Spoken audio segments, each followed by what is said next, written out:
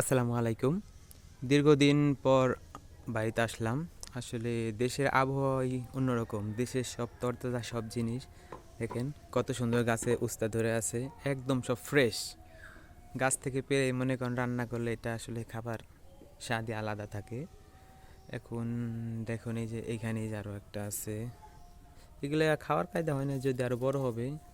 এই একটা আছে, এইদিকে আছে, গাছে ফ্রেশ কামরাঙ্গা, একদম ফ্রেশ তরতাজা, পাখিও খাইতেছে। আসলে খাওয়ার মানুষ নাই, গ্রামে জিনিসপত্র থাকে বাট খাওয়ার মানুষ নাই। বাট ঢাকায় অনেক খাওয়ার মানুষ আছে।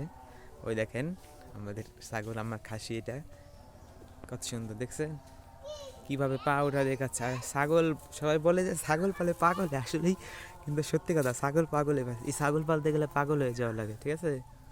এটা হচ্ছে আমার খাসি,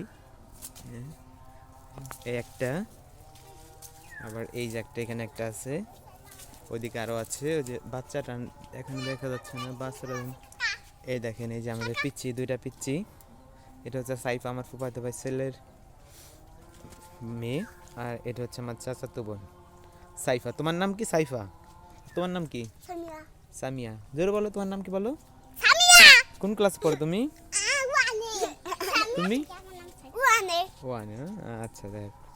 তো সবাই ভালো থাকেন, সুস্থ থাকেন, আল্লাহ হাফেজ।